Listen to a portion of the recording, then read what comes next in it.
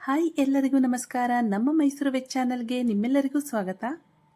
ಇವತ್ತಿನ ರೆಸಿಪಿ ಬೀಟ್ರೂಟನ್ನು ತುರಿದು ಮಾಡುವಂತಹ ಬೀಟ್ರೂಟ್ ಪಲ್ಯ. ಇದು ತುಂಬಾ ಸಿಂಪಲ್ ಆಗಿ ಮಾಡಬಹುದು ಮತ್ತು ಟೇಸ್ಟ್ ಅಂತೂ ಸಖತ್ತಾಗಿರುತ್ತೆ. ಈ ಬೀಟ್ರೂಟ್ ಪಲ್ಯನ ನಾವು ಚಪಾತಿ ಜೊತೆಗೆ, ದೋಸೆ ಜೊತೆಗೆ, ರೊಟ್ಟಿ ಜೊತೆಗೆ ಕಾಂಬಿನೇಷನ್ ಆಗಿ ತಿನ್ನಬಹುದು ಮತ್ತು ಊಟದ ಜೊತೆಗೆ ಸೈಡ್ ಡಿಶ್ ಆಗು ತಿನ್ನಬಹುದು. ಮಧ್ಯಾಹ್ನ ಅನ್ನ ಮುದ್ದೆ ಜೊತೆಗೆ ಅಥವಾ ರಾತ್ರಿ ಅನ್ನ ಮುದ್ದೆ ಜೊತೆಗೆ ಸೈಡ್ ಡಿಶ್ ಆಗಿ ತಿಂದ್ರೂ ಚೆನ್ನಾಗಿರುತ್ತೆ. ಹಾಗಾದರೆ ಬನ್ನಿ ಬೀಟ್ರೂಟ್ ಪಲ್ಯ ಮಾಡೋದು ಹೇಗೆ ಅಂತ ನೋಡೋಣ. ಇಲ್ಲಿ ನಾವು 5 ಬೀಟ್ರೂಟನ್ನು ಸಿಪ್ಪೆ ತೆಗೆದು ತೊಳೆದು ಇಟ್ಕೊಂಡಿದ್ದೀವಿ. ಇದನ್ನು ಕೊಬ್ಬರಿ ತುರಿಯೋದಿರುತ್ತಲ್ಲ ಅದರಲ್ಲಿ ಈ ರೀತಿ ತುರಿದು ಇಟ್ಕೋಬೇಕು. ಈಗ ಒಗ್ಗರಣೆ ಮಾಡ್ಕೊಳ್ಳೋಣ. ಒಂದು ಪಾನ್ನಲ್ಲಿ ಒಗ್ಗರಣೆಗೆ ಬೇಕಾಗಿರೋಷ್ಟು ಎಣ್ಣೆನ ಹಾಕ್ಕೊಳ್ಬೇಕು. ಈ ಬೀಟ್ರೂಟ್ ಪಲ್ಯನ ನಾವು ಬೇಯಿಸಿ ಮಾಡ್ಕೋತಿಲ್ಲ, ಒಗ್ಗರಣೆನಲ್ಲೇ ಬಾಡಿಸ್ಕೊಂಡು ಮಾಡ್ಕೊಳ್ಳೋದು. ತುಂಬ ಇನ್ಸ್ಟೆಂಟ್ ಆಗು ಮಾಡಬಹುದು, ಟೇಸ್ಟ್ ಕೂಡ ತುಂಬ ಚೆನ್ನಾಗಿರುತ್ತೆ. ಎಣ್ಣೆ ಬಿಸಿ ಆದಮೇಲೆ 1 ಟೇಬಲ್ ಸ್ಪೂನ್ ಸಾಸಿವೆನ ಹಾಕ್ಕೊಳ್ಬೇಕು. ಸಾಸಿವೆ ಚಟಪಟ ಅಂತ ಸಿಡಿದ ಮೇಲೆ ಸ್ವಲ್ಪ ಕಡಲೆಬೇಳೆನ ಹಾಕ್ಕೊಂಡು ಫ್ರೈ ಮಾಡ್ಕೊಳ್ತಾ ಇದ್ದೀವಿ. ಕಡಲೆಬೇಳೆನ ಹಾಕ್ಕೊಂಡು ಒಂದು 10 ಸೆಕೆಂಡ್ ಆದಮೇಲೆ ಇದಕ್ಕೆ ಸ್ವಲ್ಪ ಉದ್ದಿನಬೇಳೆನೂ ಸೇರಿಸ್ಕೊಳ್ತಾ ಇದ್ದೀವಿ. ಏಕೆಂದರೆ ಕಡಲೆಬೇಳೆ, ಉದ್ದಿನಬೇಳೆ ಎಲ್ಲ ಹಾಕ್ಕೊಂಡು ಫ್ರೈ ಮಾಡ್ಕೊಳ್ಳೋದ್ರಿಂದ ಬೀಟ್ರೂಟ್ ಪಲ್ಯ ತುಂಬ ಟೇಸ್ಟಿಯಾಗಿ ಚೆನ್ನಾಗಿ ಬರುತ್ತೆ. ನಾವು ಕಡಲೆಬೇಳೆನ ಮೊದಲು ಹಾಕ್ಕೊಂಡು ಉದ್ದಿನಬೇಳೆನ ನಂತರ ಹಾಕ್ಕೊಳ್ತಾ ಇದ್ದೀವಿ, ಯಾಕಂದರೆ ಉದ್ದಿನಬೇಳೆ ಬೇಗನೆ ಫ್ರೈ ಆಗುತ್ತೆ.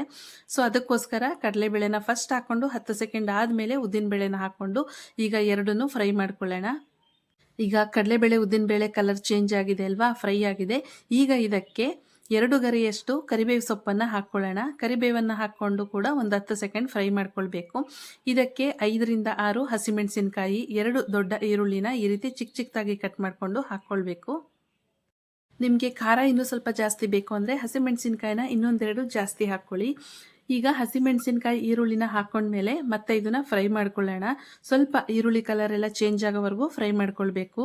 ಈರುಳ್ಳಿ ಕಲರ್ ಎಲ್ಲ ಸ್ವಲ್ಪ ಚೇಂಜ್ ಆಗಿದೆ. ಈಗ ಈರುಳ್ಳಿ, ಹಸಿಮೆಣಸಿನಕಾಯಿ ಎಲ್ಲ ಫ್ರೈ ಆಗಿದೆ.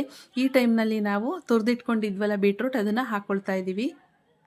ಬೀಟ್ರೂಟನ್ನು ಈ ರೀತಿಯೇ ತುರ್ಕೊಳ್ಬೇಕು. ತುಂಬ ಸಣ್ಣದಾಗಿ ತುರ್ಕೊಂಡ್ರೆ ಚೆನ್ನಾಗಿರೋದಿಲ್ಲ, ತಿನ್ನೋದಕ್ಕೆ ಅಷ್ಟು ಟೇಸ್ಟಿ ಅನಿಸೋದಿಲ್ಲ.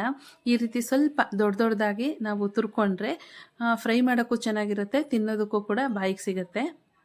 ಬೀಟ್ರೂಟ್ ತುರಿಯನ್ನು ಹಾಕ್ಕೊಂಡ್ಮೇಲೆ ಚೆನ್ನಾಗಿ ಫಸ್ಟ್ ಇದನ್ನು ಮಿಕ್ಸ್ ಮಾಡ್ಕೊಳ್ಳೋಣ. ನಾವು ಹಾಕ್ಕೊಂಡಿರೋ ಒಗ್ಗರಣೆ ಎಲ್ಲ ಬೀಟ್ರೂಟ್ಗೆಲ್ಲ ಚೆನ್ನಾಗಿ ಮಿಕ್ಸ್ ಆಗಬೇಕು. ಸೊ ಈ ರೀತಿ ಮಿಕ್ಸ್ ಮಾಡ್ಕೊಳ್ತಾ ಇದ್ದೀವಿ. ಮಿಕ್ಸ್ ಮಾಡ್ಕೊಂಡಾದಮೇಲೆ ಇದಕ್ಕೆ ಈಗ ರುಚಿಗೆ ತಕ್ಕಷ್ಟು ಉಪ್ಪನ್ನು ಹಾಕ್ಕೊಳ್ಳೋಣ. ಈ ಟೈಮ್ನಲ್ಲಿ ನಾವು ಉಪ್ಪನ್ನು ಹಾಕ್ಕೊಂಡ್ರೆ ಬೀಟ್ರೂಟ್ ಸ್ವಲ್ಪ ಬೇಗನೆ ಫ್ರೈ ಆಗುತ್ತೆ, ಬೇಗನೆ ಬೇಯುತ್ತೆ. ಉಪ್ಪನ್ನು ಹಾಕ್ಕೊಂಡ್ಮೇಲೆ ಮತ್ತೆ ಈ ರೀತಿ ಮಿಕ್ಸ್ ಮಾಡ್ಕೊಳ್ತಾ ಇದ್ದೀವಿ.